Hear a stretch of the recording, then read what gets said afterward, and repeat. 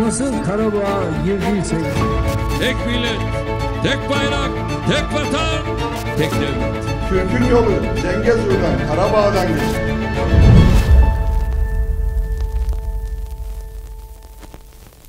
Բարև ձեզ, եթերում իրական Թուրքիա նախագիծն է։ Արցախի հանրապետության դեմ Բաքվի ռազմական ագրեսիայի 5-րդ տարելից Նիկոլ Փաշինյանը Արցախը ճանաչում է Ադրբեջանի կազմում, Ալիևը ռազմական հանցանքների մեջ է մեղադրում Հայաստանին, Էրդողանը ընդգծում է Ղարաբաղն Ադրբեջանի կազմում է մնալու հավիտյան։ Սա կարծես սարսափելի երազ է, որից արթնանալու հույսը կորցրել ենք։ Ինչ կորցրեցինք մենք, ինչու կորցրեցինք, ով էր մեղավոր, ով էր պատասխանատու եւ ամենակարևորը, կարող էինք կանխել։ Երբ պատերազմից հետո Փաշինյանի կինը հայտարարում էր, թե հայկական զորքից 12000 դասալիք է եղել եւ 5 տարի անց Փաշինյանը կրճատում է Հայաստանի պաշտպանական բյուջեն, հայտարարելով, թե խաղաղություն է հաստատվել, հստակ է, որ ոչ միայն Արցախի պաշտպանությունը չի կազմակերպվել, այլև հիմա նույնը կրկնվում է Սյունիքում։ Երբ Սյունիքի վրա թուրքական աչքից թուրքերի հետ բանակցող եւ սուրճ խմող Փաշինյանը բողոքում է հենց ՄԱԿ-ի ամբիոնից։ Ամեն ինչ ոչ թե ավարտվել է, այլ նոր է սկսվում։ Արցախը տանք հանգիստ ապրենք, ասում էին։ Ապրում ենք։ Արցախից հետո քանի անգամ եք լսել, որ Երևանը պատմական ադրբեջանական քաղաք է, որ Սյունիքը պատմական ադրբեջանական հող է, ռուսներն են խլել Ադրբեջանից ու տվել Հայաստանին։ Սա վերլուծություն չէ, կարծիք չէ, հայտարարել է ինքը, Ալիևը, հայտարարում է պարբերաբար։ Էլի է հայտարարելու։ Խնդիրը Զանգեզուրի Միջանցք եզրը չէ, որն այդքան հուզում է Փաշինյանին։ Զանգեզուրի Միջանցքը անունն է, փաթեթավորումն է, անունը կարող է Թրամփի ուղի էլ լինել։ Խնդիրը դրա բովանդակության վտանգն է։ Փաշինյանը կարող է ինքնիշխանության եւ տարածքային ամբողջականության սկզբունքով, բայց Հայաստանով անխոչնդոտ անցման տակ ստորագրել։ Խնդիրն այն է, թե ինչպես է կարողանալու պաշտպանել այդ ինքնիշխանությունը եւ տարածքային ամբողջականությունը։ Թրամփի վկայությամբ, Էրդողանի եւ Ալիևի ազնիվ խոսքով, ստորագրությամբ, սա է մեր երաշխիքը։ Թրամփը, Էրդողանը եւ Ալիևն իրենց շահերն ու ծրագրերն ունեն։ Որն է մեր շահը, մեր ծրագիրը։ Հարմարվել ծնկած վիճակին ու կատարել պահանջները, դա փաթեթավորելով խաղաղություն է հաստատվել նախադասությամբ։ Արցախի կորստի, ժամանակավոր կորստի 5-րդ տարելիցին մեր խնդիրը կարող էր լինել Սյունիքի եւ Հայաստանի պաշտպանությունը, Սյունիքի անկումը կանխելը, որ եւս 5 տարի հետո չսքանք Սյունիքի համար, որովհետեւ ոչ ոք հիմար չէ, բոլորն են խաղաղություն ուզում, բայց Բաքվում եւ Անկարայում խաղաղությունից ավելի Թուրանից են բերկրանք ապրում, իսկ Թուրանը Փաշինյանի պատկերացրածը չէ։ Պատմական Հայաստանից հրաժարվելով հարցը չի լուծվում։ Թուրանում իրական Հայաստանը եւս չկա։ Իրական Թուրքիա նախագծի այս թողարկմանը դիտեք։ Հայաստանին առնչվող այդ ինչ հարցեր է Միացյալ Նահանգները քննարկել թուրքական հետախուզության հետ մինչև այս պահը, Արցախը եւ Սյունիքը այդ հարցերից էին։ And I might end up with a problem in Azerbaijan or Armenia. Խաղաղությունը պատրանք է, Թրամփի գլխավոր դիվանագետներից մեկն է հուշում, երբ Փաշինյանը պնդում է, թե խաղաղություն է հաստատել։ Peace, it's an illusion. Թրամփ-Էրդողան հանդիպման գլխավոր թեման եւ հայկական դրվագը։ No, I can't. Ալիևի ելույթը ՄԱԿ-ի ամբիոնից կապիտուլյացիա Զանգեզուրի Միջանցք։ Zengezur koridor. Փաշինյանի պատասխանը Ալիևին խաղաղությունը բերկրանք չի պատճառում։ Միթե խաղաղությունը բավարար բերկրանք եւ բավարարվածություն չի պատճառ։ Եվ վերջում հարցազրույցներ Սևան Նիշանյան հայրը երկընտրանքի առաջ են կլինեն ստրկացված եւ կապրեն հարուստ, թե կկառուցեն աղքատ, բայց պատիվ ունեցող երկիր։ Köle olup rahat mı yaşayacağız yoksa bağımsızlığımızı koruyup yoksul ama onurlu bir ülke mi olacağız? Սերդար Քորուջու պատմությունը ցույց է տվել, որ պատերազմները կարող են սկսվել անգամ այն պահերին, երբ խաղաղությունն է մոտենում։ Yani mesela pasaporttaki işte geldim gittiğimde yani şöyle bir foto şeyi var, sembolü var bende de. Եվ Էհսան Մովահեդյան Ալիևի հետ Փաշինյանի հաստատած խաղաղությանը չի հավատում։ Խաղաղություն հաստատվում է միայն ուժով։ I think it will be the end of Armenia, honestly. Եվ այսպես թուրքական հետախուզության հետ է Միացյալ Նահանգները քննարկում Հայաստանին եւ Ադրբեջանին առնչվող հարցերը։ Սա վերլուծություն չէ, ինֆորմացիոն արտահոսք չէ, սա բաց հրապարակավ արված հայտարարություն է նախագահ Թրամփի հատուկ բանագնաց Սթիվ Ուիթքոֆից։ So Tom in Turkey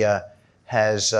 Թոմը Թուրքիայում երկու մարդ ունի, որոնք շատ կարևոր են այս ամենի մասով, ինչ կատարվում է այդ տարածաշրջանում։ Մեկի անունը Իբրահիմ է, որը Թուրքիայի հետախուզության ղեկավարն է, մյուսի անունը Հական, որը Թուրքիայի արտաքին գործերի նախարարն է։ And I might end up with a problem in Azerbaijan or Armenia, could be a Ukrainian issue, and these gentlemen I'm referring to in Turkey are experts in all of these areas.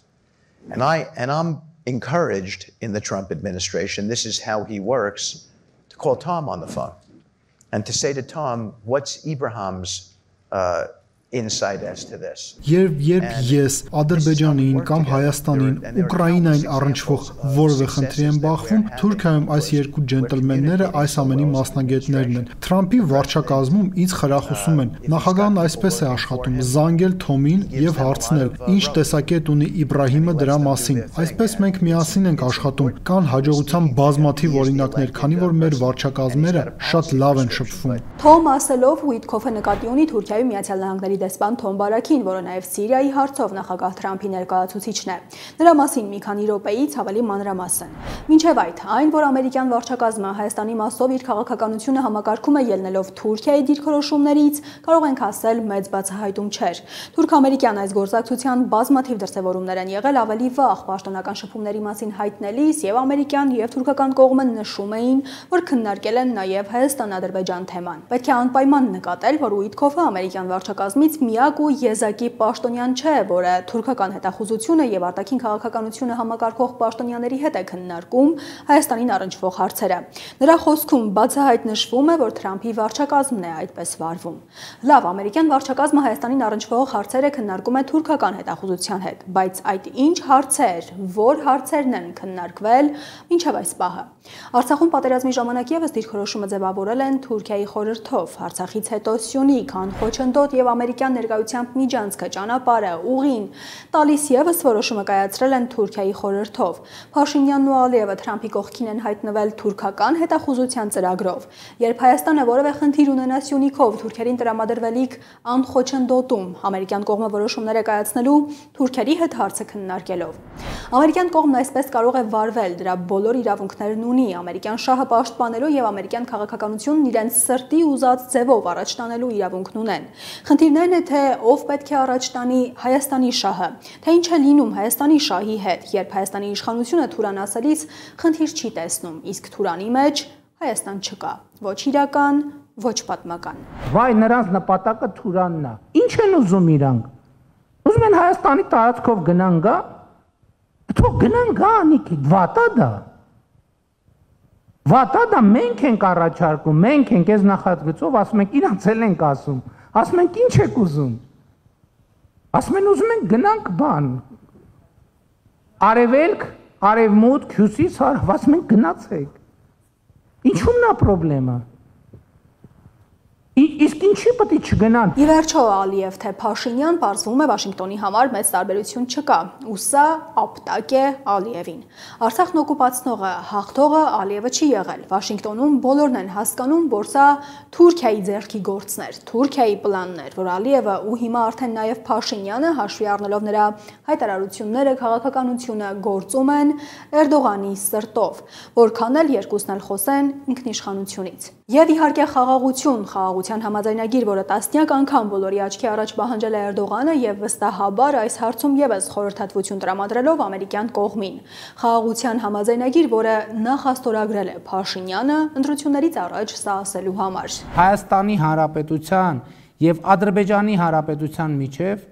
խաղաղություն է հաստատվել, սիրելի ժողովուրդ։ Եվ իր իշխանությունը պահելու համար զոհաբերելով հայկական շահը փոխարենը տալով անխոչընդոտ անցում Սյունիքով, ճիշտ ինչպես պահանջում էր Ալիևը։ Բայց խնդիրն այն է, որ ոչ նախաստորագրված խաղաղության համաձայնագրով, ոչ էլ նույնիսկ ստորագրված խաղաղությունը չի հաստատվում։ Խաղաղությունը պատրանք է, եւ սա հայտարարությունը եւս մեկ բարձրաստիճան ամերիկացի պաշտոնյայից Թուրքիայի Միացյալ Նահանգների դեսպան Թոմ Բարաքից։ Նրան հարցրել են Մերձավոր Արևելքում ամերիկյան քաղաքականության մասին, թե ինչ հանգրվանի են ցանկանում հասնել, որն է վերջնանպատակը։ I was hoping you weren't going to ask that because I don't know. I don't think anybody knows. Look, the end game when we say peace, it's an illusion. There's never been peace. there will probably never be peace. Հուսով էի, որ չեք հարցնի այդ մասին, քանի որ ես չգիտեմ, չեմ կարծում, թե որևէ մեկը գիտի։ Երբ ասում եք, որ վերջում պիտի հաստատվի խաղաղություն, դա պատրանք է։ Երբեք խաղաղություն չի եղել եւ թերևս երբեք չի էլ լինի։ Բոլորը պայքարում են լեգիտիմության համար, ուստի երբ կողմերը ասում են, որ պայքարում են սահմանների եւ սահմանագծերի համար, իրականում դա այդպես չէ։ Սահմանը բանակցությունների տարադրամն է։ Վերջնական նպատակն այն է, որ կողմերից մեկը ուզում է տիրապետող լինել եւ թելադրել, ինչը նշանակում է, որ մյուս կողմն էլ պետք է ենթարկվի։ Արաբները չեն կարող ենթարկվել։ Ենթարկվել բառը չկա արաբերենում։ Մերձավոր Արևելքը հարավային Կովկասի ճիշտ կողքին է, եւ այնպես չէ, թե դրությունը, հանգամանքները, գործոնները եւ ակտորները շատ տարբեր են։ Հետեւաբար, երբ հայտարարում են, թե Հայաստանի եւ Ադրբեջանի միջև հաստատվել է խաղաղություն, գիտակցաբար բթացնում են պաշտպանվելու հանրային ունակությունը, բթացնում են վտանգի զգացումը։ Ինչ է լինում դրանից հետո որպես կանոն, հայտնի է։ Ինչ կլինի, եթե պարզվի, որ Փաշինյանը սխալվում է։ Այդպես եղել է, չէ՞, իսկ Հայաստանը պատրաստվում էր խաղաղության։ Ճիշտ այն ժամանակ, երբ Բաքվում վայրեջք են կատարում ռազմական գնումներով բեռնված օդանավերը, Փաշինյանի որոշմամբ կրճատվում է Հայաստանի պաշտպանական բյուջեն, որովհետև Էրդողանը վստահելի դաշնակից է։ Հիշում եք Ասադին, Սիրիայի գահընկեց հարված նախագահին։ Էրդողանի հետ միասին լողում էին Բոդրումից Օափին, ով նրան գահընկեց արեց։ Էրդողանը միասին լող տալուց 16 տարի անց, որովհետև Թուրքիայի աչքը միշտ է եղել Սիրիայի տարածքի վրա, ինչպես Հայաստանի տարածքի վրա է։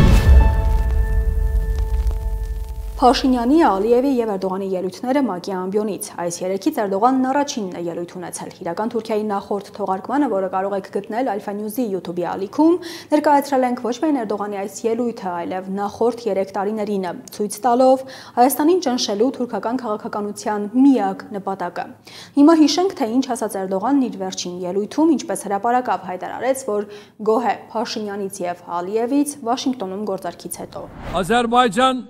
ve Ermenistan arasında Ադրբեջանի եւ Հայաստանի միջև խաղաղության հասնելու համար կողմերին մենք ամենասկզբից աջակցել ենք։ Օգոստոսի 8-ին երկու երկրների միջև կայուն խաղաղությանն ուղղված քայլեր արվեցին, ինչից մենք գոհ ենք։ kalıcı barışa giden adımların atılmasından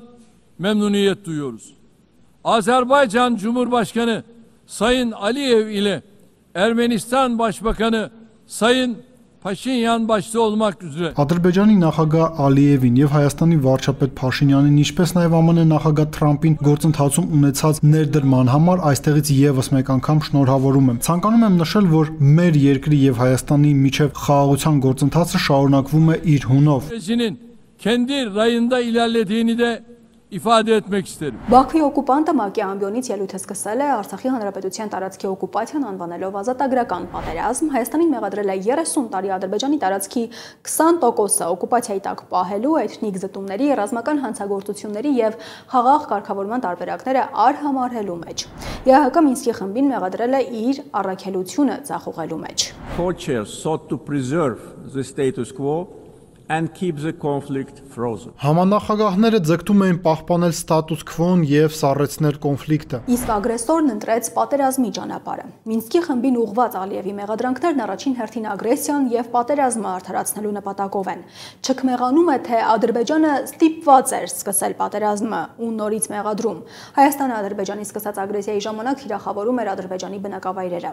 Պատերազմի ընթացքում Արցախի խաղաղ բնակավայրերի, հիվանդանոցների ռմբակոծության, գերիների գնդակահարության եւ վարձկանների ներգրավման մասին Ալիևը ոչ մի բառ չասաց, միայն քիթցից հայտարարեց. Հայաստանը կապիտուլյացիայի է ենթարկվել։ The 10 November 2020 marked the capitulation of Armenia. 2020 թվականի նոյեմբերի 10-ը պատմության մեջ մտավ որպես Հայաստանի կապիտուլյացիա եւ Ադրբեջանի տարածքային ամբողջականության վերականգնման օր։ Օկուպանտ ագրեսորը գլուխն է գովում միջազգային գլխավոր ամբիոնից ռազմական հանցանքների համար պատասխանատվության ենթարկվելու Հայաստանի պահանջների աղմուկի փոխարեն։ Ագրեսորը ստորացնում է ոչ թե Փաշինյանին, այլ ամբողջ Հայաստանը, ամբողջ աշխարհի աչքի առաջ։ Կապիտուլյացիա ասելով իհարկե չի սահմանափակվում։ Ալիևի ելույթի այս տեքստն ընդհանրապես շատ կանխատեսելի էր՝ տող առ տող։ Հերթը հասնում է Զանգեզուրի միջանցք կոչվածին։ Regional connectivity has been at the core of our vision for lasting peace. Տարածաշրջանային հաղորդակցությունը մեր տեսլականի հիմքն է երկարատև խաղաղության համար։ Վաշինգտոնյան գագաթաժողովի հիմնական արդյունքներից մեկը Թրամփի միջազգային խաղաղության եւ բարգավաճման ուղին է, որը կապահովի անարգել անցում Զանգեզուրի Զանգեզուրի միջանցքով եւ կամրապնդի տարածաշրջանային կապերը։ Ալիևի ելույթի այս վերջին երկու հատվածներին կապիտուլյացիա եւ Զանգեզուրի միջանցք անդրադարձավ Փաշինյանը, հաջորդ օրը նույն տեղում կանգնած։ Ադրբեջանի նախագահը, ում հետ ընդունել ենք Վաշինգտոնի հռչակագիրը, դրանից հետո մի քանի անգամ, այդ թվում այս ամբիոնից օգտագործել է այսպես կոչված Զանգեզուրի միջանցք արտահայտությունը։ Նման արտահայտություն Վաշինգտոնում համաձայնեցրած փաստաթղթերում չկա։ Հայաստան-Ադրբեջան բանակցություններում կամ փաստաթղթերում երբեք չի եղել։ Կարծում եմ իմաստ ունի, որ ադրբեջանցի գործընկերը սպարզաբանի, թե ինչ նկատի ունի այդ արտահայտությունը օգտագործելով, որովհետև հայաստանյան իրականության մեջ դա ընկալվում է որպես տարածքային պահանջ Հայաստանից եւ կոնֆլիկտային խոսույթի հետ է ասոցացվում։ Օգոստոսի 8-ի փաստաթղթերում մենք հստակ բովանդակություն եւ խոսույթ ենք համաձայնեցրել եւ այդ համաձայնություններին հավատարմությունը որևէ կերպ կասկածի տակ դնելը իմ նշած եւ կամ այս ամբիոնին հնչեցված այլ խոսույթներով հասկանալի չէ։ Այդ խոսույթները խաղաղության նկատմամբ մարդկանց հավատը չեն մեծացնում։ Խաղաղության մթնոլորտից եւ բարձրագույն մակարդակով ձեռք բերված պայմանավորվածություններից չեն բխում։ Ադրբեջանի նախագահը տարբեր ամբիոններից խոսում է Հայաստանի իբր կապիտուլյացիայի մասին։ Ճիշտն ասած չեմ հասկանում, որն է ահռելի պոզիտիվ բովանդակության արկայության պայմաններում, որը ձեռք է բերվել համատեղ դժվարին ջանքերով, օբյեկտիվ իրականության հետ կապ չունեցող ագրեսիվ ենթատեքստերի հոլովումը։ Միթե խաղաղությունը բավարար բերկրանք եւ բավարարվածություն չի պատճառում։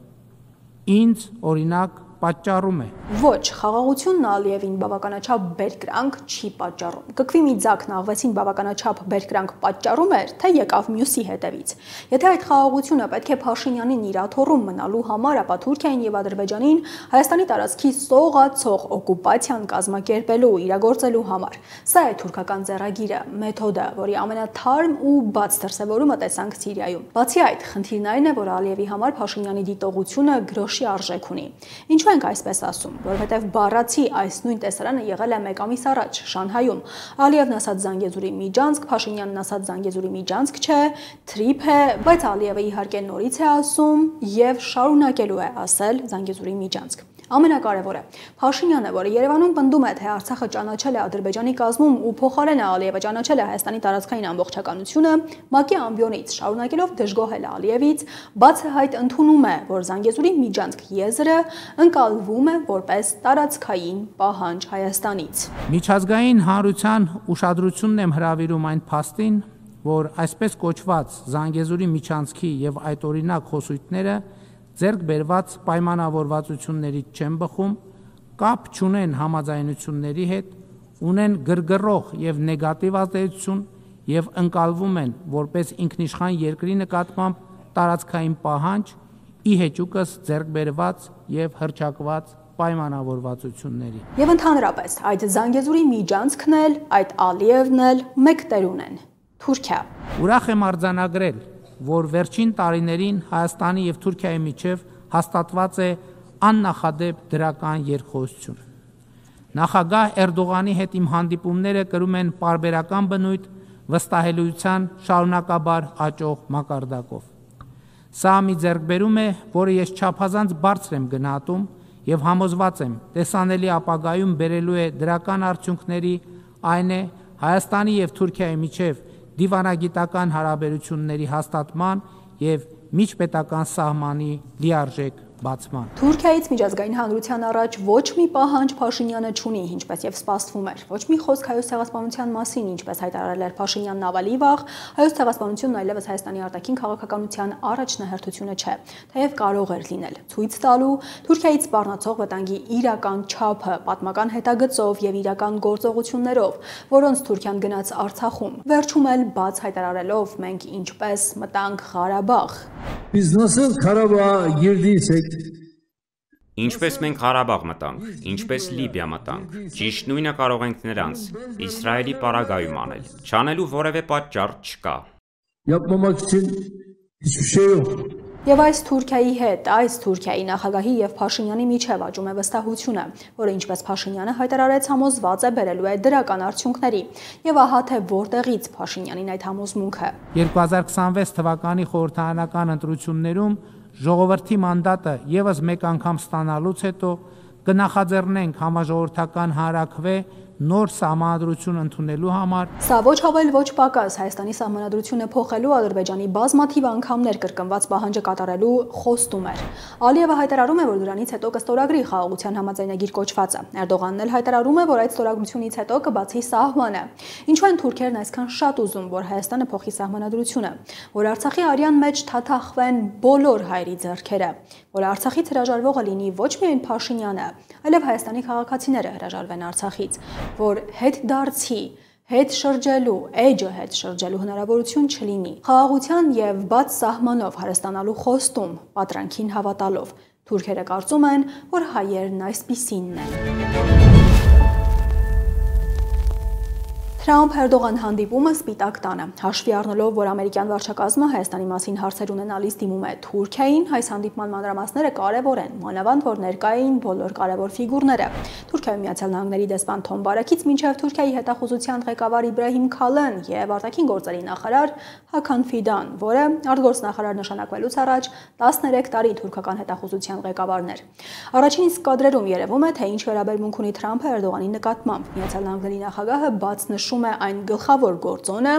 որը ձևավորել է իր այդ վերաբերմունքը։ Suriye'yi o aldı ve kimse onun yaptığını bilmiyor bile. Սիրիան նա վերցրեց եւ ոչ ոք չգիտի, թե նա ինչ է արել։ Սիրիան իր ձեռքն է վերցրել եւ ոչ ոք չգիտեր էլ, որ դու արեցիր դա։ Շնորհավորում եմ, թեև գիտեմ, որ այդ թեմայով խոսել չի ուզում։ Թրամփը սրանից առաջել էր բաց ասել, որ Էրդողանն է վերցրել Սիրիան, բայց ինչպես է դա արել։ Դա արել է թուրքական հետախուզությունը, Հական Ֆիդանը Սիրիայի տարածքում ահաբեկիչներ բուծելով, ֆինանսավորելով, զինելով, դա անելով համբերատար տարիներ շարունակ եւ արդյունքում այդ ահաբեկիչների միջոցով վերցնելով իշխանությունը։ Ընդ որում Սիրիայի տարածքը Թուրքիայի համար ունի ոչ միայն պատմական նշանակություն, այլև գործնական Կատարի նավթը Թուրքիա հասցնելու իմաստով։ Սա Էրդողանի հին ծրագիրն է, որը նոր շունչ է ստացել հիմա, որը մերժել էր Ասադը։ Այն ինչից ամենաշատն էին վախենում թուրք լրագրողները, Ավալաձև կաբինետում մեդիայի առաջ Թրամփ-Էրդողան առաջին շփումը։ Վախենում էին, որ ամեն ինչ կարող է ստացվել ինչպես Զելենսկիի հետ եղավ։ Մի քանի օր քննարկվող վախերը, բայց իզուր դուրս եկան։ Վերջում թուրքերը գոհ մնացին։ Սկսենք Էրդողան-Թրամփ հանդիպման հայկական դրվագից։ Ներկա թուրք լրագրողներից մեկն Էրդողանի ներկայությամբ Թրամփին հարցրեց Փաշինյանի եւ Ալիևի մասին, նշեց, որ Թրամփը հանդիպել էր նրանց հետ, կարող է հիմա մանրամասներ հայտնել։ Թրամփը կարծես նախ դժվարությամբ է հասկանում, թե խոսքն ինչ Փաշինյանի եւ Ալիևի մասին է, ապա պատասխանում է կարճ. Չի կարող։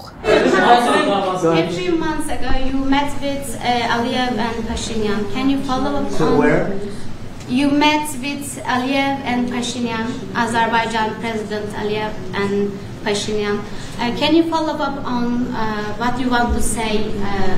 about current process? No, I can't. I just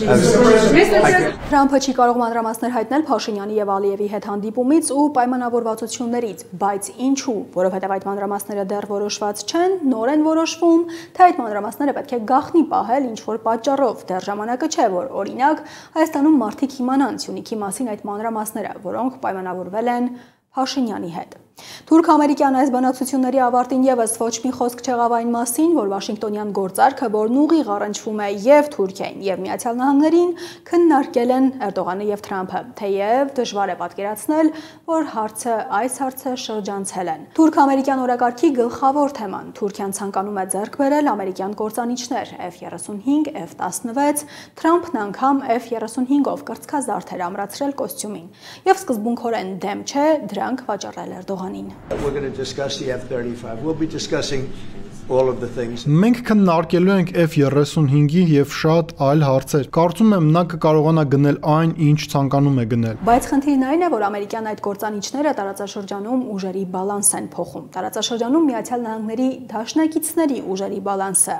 Թուրքիայի եւ Իսրայելի ուժերի բալանսը։ Ընդ որում, սա պատկերավոր երևացել է թուրքական հեռուստաալիքներից մեկի եթերում, երբ խոսում էին այս բանակցությունների եւ կործանիչների մասին։ Պատահաբար խոստովանեցին, որ եթե Թուրքիան ունենար ամերիկյան կործանիչները, Իսրայելը որն ունի, հիմա այլ կերպ կխոսեր։ Էրդողանն ու Նեթանյահուն վիճում են Երուսաղեմի համար։ En son Katar'a yapılan o baskında, o taarruzda F-35'lerin kullanıldığını, İran'a yapılan da... Մենք տեսանք, որ F-35-երը օգտագործվել են Կատարի դեմ վերջերս կատարված հարձակման, Իրանի վրա հարձակման ժամանակ։ Հետևաբար, մենք հասկացանք, թե ինչ կարևորություն է տալիս դրան ամերիկյան քաղաքական համակարգում Իսրայելին աջակցող կողմը։ Չնայած S-400-ների հարցը կամ Ամերիկայի հետ այդ ժամանակվա լարվածությանը հաճախ նշվում էր, որ որպես Թուրքիայի դեմ պատժամիջոցներ եւ մեծ F-35 ծրագրից դուրս թողնելու պատճառ, կարծում եմ, որ իրական պատճառն այն էր, որ հատկապես ամերիկյան կողմում, հատկապես նրանք, ովքեր կոնգրեսում առաջարկեցին Թուրքիայի դեմ այդ սահմանափակումները, ովքեր նամակներ գրեցին նախագահին, ունեն հետևյալ մտածելակերպը. Bölgede İsrail'den daha kuvvetli bir güç olmamalı. Bunun içerisinde de bir hava kuvveti olmamalı. Eğer F-35 programıyla gelen o uçaklar elimizde olsaydı, bugün İsrail'in duruşu daha farklı olurdu. Որ տարածաշրջանում չպետք է լինի Իսրայելից ավելի ուժեղ երկիր։ Եթե մենք ունենայինք այդ կործանիչները, Իսրայելի դիրքերը այսօր այլ կլինեին։ Նրանք անցած շաբաթ նույնիսկ որոշ ավելորդ հայտարարություններ արեցին, ասացին Թուրքիայի հերթն է հասել։ Եթե մենք ստանայինք F-35-երը, նման հայտարարությունները կարգելափակվեին։ O F-35'e eklerseniz ayrı bir durum olacak. Ama որովհետև Թուրքիան ակնհայտորեն զգալի ազդեցություն ունի, եւ եթե դրան ավելացնենք F-35-երը, այլ պատմություն կլինի։ Փաստացի հենց այս պատճառով է Էրդողանն այսքան տարի ցանկանում գնել ամերիկյան կործանիչները, թուրքական ռազմարդյունաբերությունը, որի վերելքի մասին Էրդողանը սիրում է խոսել, աղմկել, Թուրքիային չի տալիս այն իրական ռազմական առավելությունը, որը պետք է Էրդողանի հավակնությունները բավարարելու համար։ Դրա համար Թուրքիային պետք են ամերիկյան կործանիչները։ Եթե Թուրքիան գնի F-35-ները, կավելացնի տարածաշրջանում իր ռազմական կշիռը, զսպելով նաև Իսրայելին։ Իրական Թուրքիա նախագծի երկրորդ մասում հարցազրույց է։ Ամսվա վերջում ամփոփում ենք նախորդ շաբաթների հարցազրույցները ամենակարևոր դրվագներով։ Սևան Նիշանյան, թռչունը, որը թռավ թուրքական բանտից, ոչ թե Թուրքիայի հայ համայնքի, այլ ամբողջ Թուրքիայի առաջատար լեզվաբաններից, մտավորականներից մեկը, որին մեղադրանքներ էին առաջադրվել խոսքի ազատությանը Մուհամեդ Մարգարեին առնչվող նրա հայտարարություններից հետո։ Պատմել է, իրեն ասել էին չխոսել, բայց ինքը խոսելու է։ Նիշանյանին Թուրքիայի իշխանությունները դատապարտել էին 17 տարվա ազատազրկման, բայց 3.5 տարի բանտում անցկացնելուց հետո 17 թվականին բանտից փախել է։ Բաց ռեժիմի բանտից թույլտվությամբ դուրս է եկել ու այլևս չի վերադարձել։ Սոցցանցերի իր էջերում գրելով թռչունը թռավ, Տարոսը մնացած 80 միլիոնին, նկատի ունի Թուրքիայի 80 միլիոն բնակչությանը, որ հիմա իր պատկերացմամբ բանտում են։ Նա Սխալ Հանրապետություն գրքի հեղինակն է, որը ներկայացնում է Թուրքիայի Հանրապետության հիմնադրման առասպելները։ 2010 թվականին Նիշանյանը հրապարակել է ստուգաբանական բառարան Թուրքիայի ավելի քան 16000 տեղանուններով, որոնք փոխվել են թրքացման քաղաքականության պատճառով։ Էրդողանի նկատմամբ երկու զգացմունք ունի՝ հիացմունք, անսահման հիացմունք եւ ատելություն։ Հայաստան-Թուրքիա կարգավորման գործընթացին չի հավատում։ Թուրքիայի եւ Էրդողանի խնդիրն այլ է։ Թուրքիայի եւ Ադրբեջանի նպատակը Հայաստանը վասալ ու վիլայետ դարձնելն է։ Եվ Նիշանյանը նշում է, թե ինչպես եւ ում օգնությամբ կարող է Հայաստանը դիմադրել Ալիևին եւ Էրդողանին։ Եվ այսպիսի Թուրքիայի հետ է հիմա Հայաստանը հարաբերությունների կարգավորման գործընթացի հերթական փուլում։ Դուք կարգավորումն այս գործընթացով հնարավոր համարում եք, սա կարգավորման իրական գործընթաց է։ Թուրքիան իսկապես ցանկանում է Հայաստանի հետ հարաբերությունները կարգավորել։ Ermenistan'la gerçekten normalleşme istiyor. Zannetmiyorum, hayır. Bu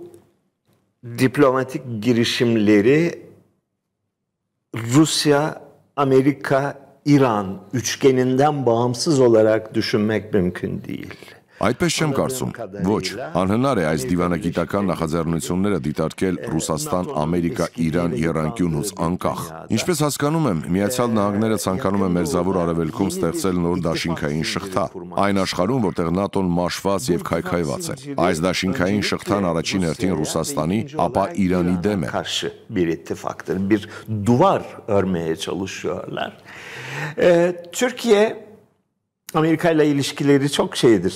dengesizdir, tuhaftır. Fakat işine geliyor Türkiye'nin bu söylem. Ամերիկան փորձում է պատ կառուցել նրանց դեմ։ Թուրքիայի հարաբերությունները Միացյալ Նահանգների հետ բազմակողմանի, անկայուն եւ տարօրինակ են։ Սակայն դա համապատասխանում է Թուրքիայի շահերին։ Այլ կերպ ասած, եթե ամերիկացիները պատրաստվում են Սիրիան տալ Թուրքիային, եթե պատրաստվում են այն նվիրել, եթե պատրաստվում են դաշինքային շղթա ստեղծել, ներգրավվելով Ադրբեջանը, Թուրքիան, Սիրիան եւ Հյուսիսային Իրաքը, եւ եթե Թուրքիան պատրաստվում է լինել դրա առաջատար տարը, ապա նման դաշինքի մաս կազմելը Թուրքիայի şaheriz bakın. Projede Ermenistan sadece bir pürüzdür. Bir rahatsız edici. Yani ayakkabının içinde bir çakıl olur da insan ayağını rahatsız eder.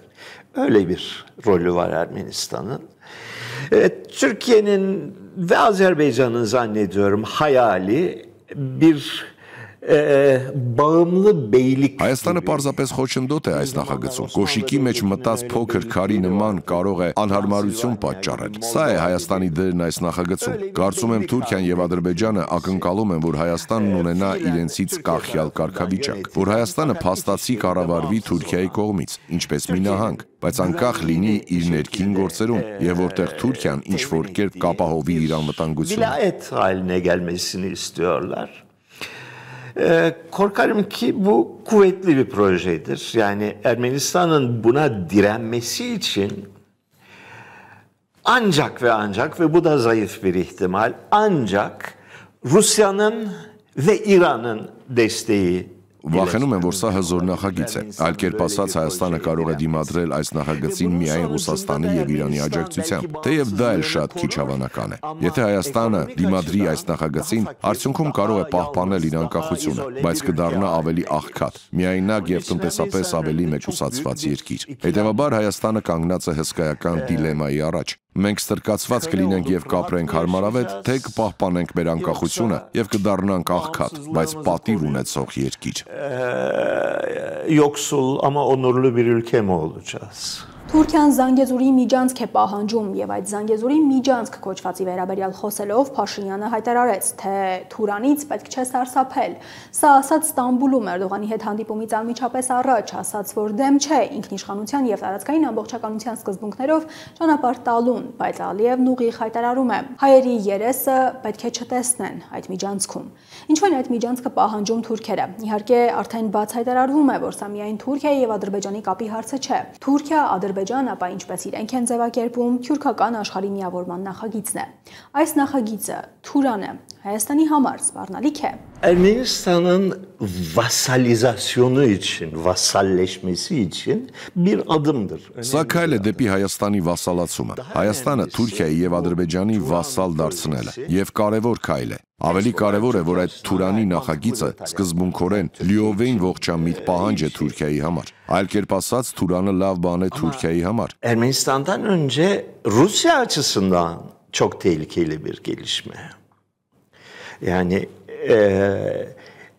Türkiye'nin hiçbir dış kontrol olmaksızın Azerbaycan'a, Türkmenistan'a, Kazakistan'a, Moğolistan'a ulaşması բայց այն շատ վտանգավոր զարգացում է Հայաստանի, բայց անգամ Հայաստանից առաջ Ռուսաստանի համար։ Թուրքիայի մուտքը դեպի Ադրբեջան, Թուրքմենստան, Ղազախստան եւ Մոնղոլիա առանց որևէ արտաքին վերահսկողության նշանակում է Ռուսաստանի շրջափակում։ Սա նշանակում է Ռուսաստանի հեռացում իր պատմական ազդեցության տարածքներից։ Այնուհետև Թուրանը սպառնալիք է Իրանի համար, տնտեսական մեծ կորուստ է Իրանի համար։ Şu soruyu sormak lazım. Bu koridoru talep eden Türkiye'nin böyle bir koridoru talep etmesi normal.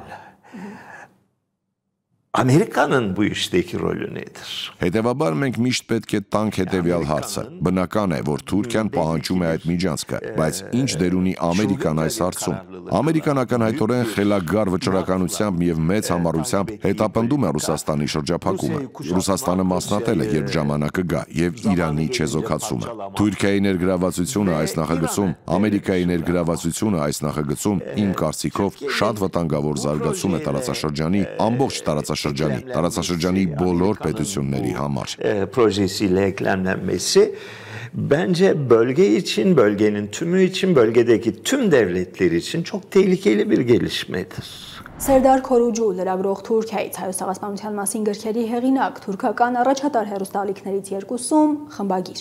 Արցախում պատերազմին Թուրքիայի ներգրավվածությունն արդեն ոչ ոք չի փորձում քողարկել։ Էրդողանի բաց հայտարարությունից հետո Թուրքիայում բոլորն այդ մասին արդեն նույնքան բաց են խոսում։ Ոմանք գլուխ գովելով Թուրքիայի պատմական նպատակներին հասնելու տրամաբանությամբ, մյուսները ավելի փոքրաթիվ մասը փաստը նշում են իրենց տարածաշրջանային վերլուծություններում։ Սերդար Քորուջուն եւս բաց է նշում Թուրքիայի ներգրավվածության մասին եւ կարծում է դա պատճառներից մեկն էր, թե ինչու Թուրքիան չի կարող միջնորդել Հայաստանի եւ Ադրբեջանի միջև։ Ամերիկյան միջնորդությամբ Սյունիքի վերաբերյալ պայմանավորվածության գլխավոր շահառուն միևնույն է ըստ Քորուջուի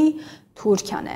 Pragmatik olmak gerekiyor bence. Sonuçta Կարծում եմ պետք է պրագմատիկ լինենք։ Վերջին հաշվով, երբ խոսում ենք այս պատերազմի իրական պատերազմների մասին, պետք է հասկանանք հետևյալը։ Այո, միշտ կա հաղթող եւ կա պարտվող, բայց արդար խաղաղություն է անհրաժեշտ։ Այլ կերպ ասած, պետք է լինի խաղաղություն եւ այդ խաղաղությունը պետք է ընդունելի լինի երկու կողմերի համար, որպեսզի այլևս պատերազմ չլինի։ Եթե երկու կողմերն իսկապես չհաշտվեն, պատերազմները şaşնակվելու են։ Görüyoruz her zaman savaşlar devam ediyor ne yazık ki. Bu gerçek şimdi sizce bu gerçek mi barış değil? Հիմա կարծում եք սա իրական խաղաղություն է, արդար խաղաղություն է։ Erdoğan'ın araya girmesi ve mesela Türkiye'nin eğer Zengezur koridoru üzerinde Türkiye olsaydı Ermenistan için elbette çok daha kabul edilemez olacaktı. Erdoğan'ի միջամտությունը եւ եթե Թուրքիան լիներ Զանգեզուրի միջանցքում, դա անշուշտ շատ ավելի անընդունելի կլիներ Հայաստանի համար։ Կարծում եմ, որ կա տարբերություն Հայաստանում Թուրքիայի վերահսկողության կամ թուրքական ազդեցության տակ ուղի ունենալու եւ Հայաստանում ամերիկյան ազդեցության տակ ուղի ունենալու միջև։ Olduğu bir hattı Ermenistan'ın kabul etmesi arasında bence bir fark vardır ki hani Ermenistan'da olan sizsiniz ama Trump hatı bunu adıdır. Թրամփի ուղին դրա անունն է, բայց բոլորը գիտեն, թե իրականում դա ում ուղին է, ով է պահանջում այդ Kim ուղին։ talep ediyor bu hatı? ya aslında barış yolları projesiyle Paşinyan bunu biraz değiştirmeye çalışmış. Փաշինյանը իրականում փորձեց որոշ չափով փոխել դա խաղաղության խաչմերուկ նախագծով, բացել ճանապարհները Հայաստանի համար նաև Նախիջևանի եւ Ադրբեջանի տարածքով։ Բայց այո, երբ նայում ենք ներկա ուղուն, ով կշահի դրանից։ Այո, այն կապող օղակ կլինի Թուրքիայի եւ Ադրբեջանի, առաջին հերթին Ադրբեջանի, ապա իհարկե Թուրքիայի եւ Մերձավոր Արևելքի ու Կենտրոնական Ասիայի թուրքալեզու պետությունների միջև։ Baktığımızda kim bundan kar sağlayacak? Evet. Yani Türkiye, Azerbaycan, en başta Azerbaycan, sonra tabii ki Türkiye ve Orta Doğu'daki, Orta Asya'daki aslında Türk Cumhuriyetleri arasında bir bağ olacak. O nedenle bunun adına Turan hattı dendi. O nedenle bunun Türk dünyasının iki tarafın birbirine bağlanması olarak görüldü. Ահա թե ինչու այն նաև Թուրանի ճանապարհ են կոչում։ Ահա թե ինչու այն դիտվում էր որպես թուրքալեզու աշխարհը միավորող ուղի։ Ահա թե ինչու են շարունակվում քննարկումները, որ այս ուղին խզում է Հայաստանի եւ Իրանի միջև դարավոր սահմանը։ Չպետք է անտեսենք այդ քննարկումները։ Այո, դա փաստ է։ Իհարկե, սա այն ուղին է, որը իրականում Թուրքիան է ուզում, Ադրբեջանն է ուզում։ Այո, չնայած Թրամփ անունը ստացավ եւ համարվում է ամերիկյան նախագիծ, իհարկե Ադրբեջանն ու Թուրքիան են ամենաշատը ցանկանում, որ բացվի։ Arkasında Azerbaycan ve Türkiye'nin en çok istediği şey bu hattın hayata geçmesi. Փաշինյանի պնդումը, թե Վաշինգտոնում խաղաղություն է հաստատվել, թերի է, կարծում է Սերդար Քորուջուն։ Խաղաղության համաձայնագիրը նախաստորագրելը խաղաղություն չի հաստատում։ Թուրքիայում այդպես չեն կարծում։ Դա մոտեցնում է խաղաղությունը, բայց համաշխարհային պատմությունը մեզ ցույց է տվել, որ պատերազմ ցավոք կարող է բռնկվել նաև այն պահերին, երբ խաղաղությունը մոտենում է։ Paşinyan ve Aliyev Washington'da hem de Փաշինյանը եւ Ալիևը Վաշինգտոնում նաև խաղաղության համաձայնագիրը նախաստորագրեցին, ոչ թե ստորագրեցին, այլ նախաստորագրեցին։ parafladı. Evet. Zaten bu da problem. Evet. Yani imzalandı. Այո, հենց սա է խնդիրը։ Բոլորը այն ստորագրված էին համարում եւ իրականում ողջևորություն կար դրա շուրջ։ Հետո տեսանք, որ այն չստորագրվեց, այլ պարզապես նախաստորագրվեց։ Çünkü Aliyev hələ talep Որովհետև Ալիևը դեռ պահանջներ ունի, բայց մի կողմից Փաշինյանը հայտարարում է, որ Հայաստանում խաղաղություն է հաստատվել, մյուս կողմից Էրդողանն ասում է, սահմանը կբացվի, երբ խաղաղություն հաստատվի։ Եվ Թուրքիայի արտաքին գործերի նախարար Ֆիդանն էլ ասում է, որ հարաբերությունները կկարգավորվեն խաղաղության համաձայնագրի ստորագրումից հետո։ Հիմա Փաշինյանն ասում է, որ արդեն խաղաղությունը հաստատվել է, բայց մենք տեսնում ենք, որ Էրդողանի եւ Ֆիդանի խոսքով դեռ խաղաղություն չի հաստատվել։ Ինչ է սա նշանակում։ Yok. Bu ne demek? Yani bu şöyle, sonuçta barış anlaşması imzalanmadı. Evet, barışa Խաղաղության yaklaşıldığı համաձայնագիրն ի doğru. վերջո չի ստորագրվել։ Այո, ճիշտ է, որ խաղաղությունը մոտենում է։ Միայն երկու առաջնորդներին կողք կողքի տեսնելը կարող է տպավորություն ստեղծել, որ խաղաղությունը motենum է։ Ortada barış anlaşması yoksa hala barışmış sayılmaz iki ülke ve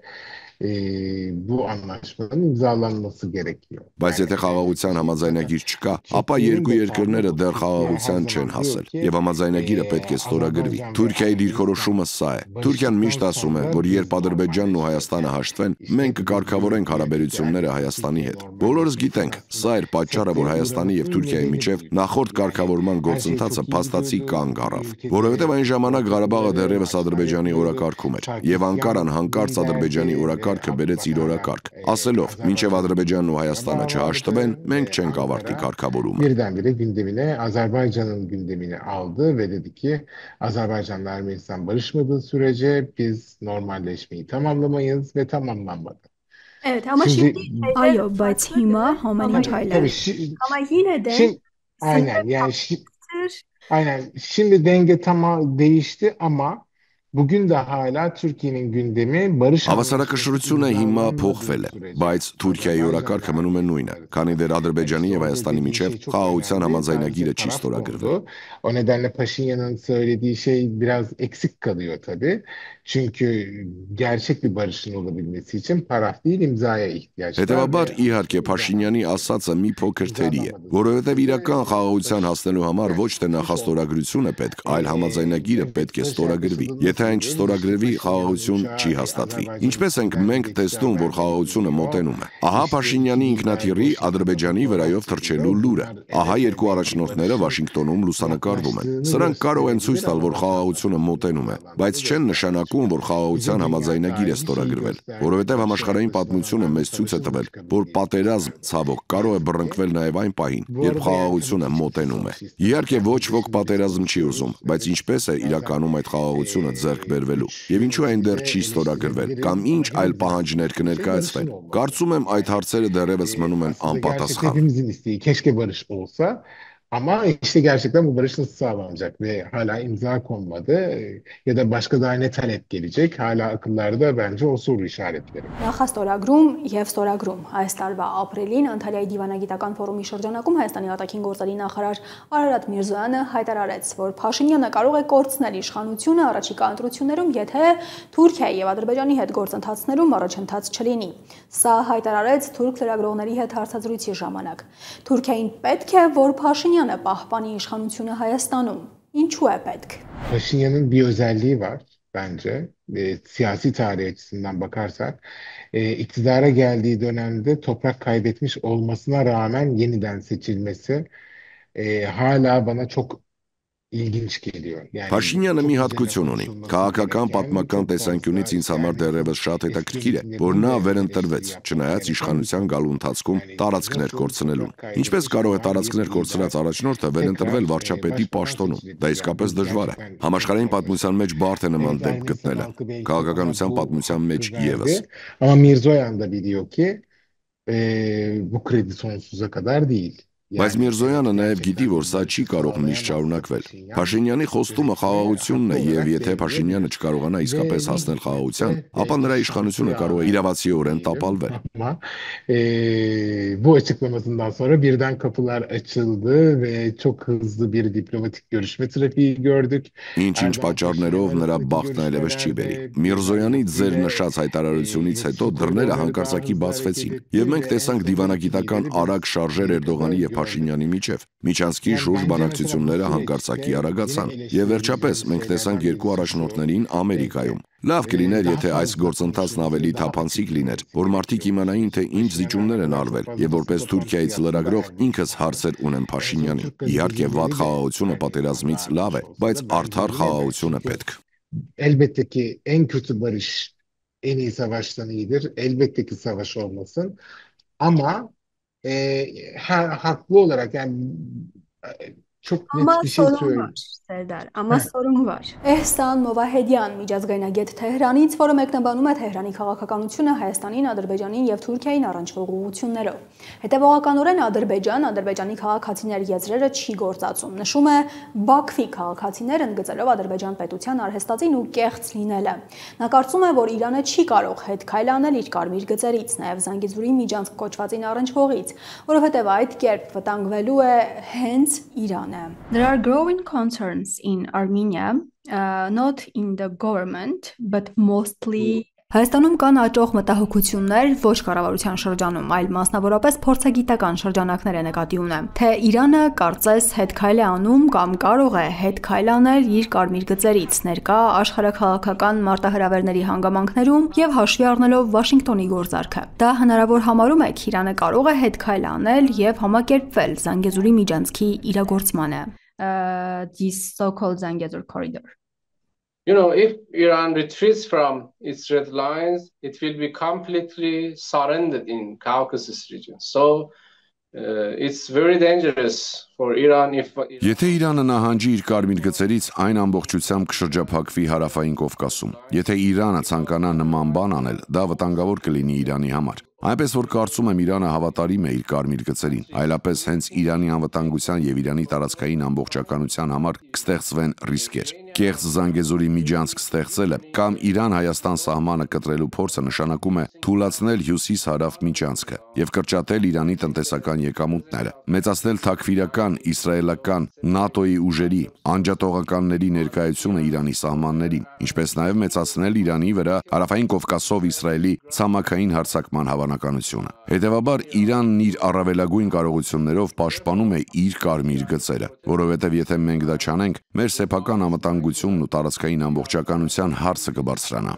Our security and territorial integrity is in danger. Նիկոլ Փաշինյանը փորձում է համոզել, թե Հայաստանի եւ Ադրբեջանի միջև խաղաղություն է հաստատվել Վաշինգտոնում նախաստորագրված համաձայնագրով։ Թեհրանում havատում են այդ խաղաղությանը։ Այս հարցին ի պատասխան ծիծաղը նույնիսկ ավելի խոսուն էր, քան պատասխանի շարունակությունը։ You know, Aliyev behavior shows that there has been no serious change in Baku's policies and I'm suspicious. You see that Ալիևի վարքագիծը ցույց է տալիս, որ Բաքվի քաղաքականության լուրջ փոփոխություն չի եղել։ Անկեղծ ասած, կասկածում եմ, որ խաղաղություն է հաստատվել։ Ինքներդ եք տեսնում, որ այդ երկիրը պատրաստ չէ նահանջել հայկական տարածքի հարյուրավոր հեկտարներից։ Նրանց լրատվամիջոցները դեռևս խոսում են 300,000 ադրբեջանցիներին Հայաստան վերադարձնելու եւ Հայաստանի ինքնությունն ու ժողովրդագրական կառուցվածքը փոխելու անհրաժեշտության մասին։ Պետական լրատվամիջոցները շեշտում են, որ Սյունիքը պատկանում է Բաքվին եւ պետք է հանձնվի իրենց։ Ոչ միայն Սյունիքը, նրանք նաեւ Հայաստանի ամբողջ տարածքի մասին են հայտարարում, թե իրենց պատմական հողն է։ Այո, երբեմն նրանք Հայաստանի ամբողջ տարածքն են կոչում ադրբեջանական հող, եւ Բաքվի պաշտոնյաները կրկնում են Հայաստանի սահմանադրությունը փոխելու պահանջը։ And have also made military advances in Yermouk recently. Therefore, it cannot be accepted that Baku is seriously thinking about Նաև ռազմական առաջխաղացումներ են իրականացրել Ջերմուկում։ Հետևաբար չի կարելի ընդունել, թե Բաքուն լրջորեն մտածում է խաղաղության մասին։ Խաղաղություն հնարավոր է սեփական ուժը զարգացնելու, հզորանալու միջոցով։ Դուք պետք է զարգացնեք ձեր ռազմական կարողությունները։ Պետք է զարգացնեք բարեկամ երկրների, ներառյալ Իրանի հետ գործակցությունը, նաև սկսելով միասնական նոր զորավարժություններ։ Այս կերպ Բաքուն կհասկանա, որ Հայաստանի դեմ նոր պատերազմ սկսելու հնարավորություն չունի, եւ նրանք այլ տարբերակ չեն ունենա, քանի հարավային Կովկասում խաղաղության եւ գործակցության մասին մտածելն է։ peace and cooperation in the Caucasus. Դուք դիտում եք իրական Թուրքիա նախագիծը, շնորհակալություն ուշադրության համար։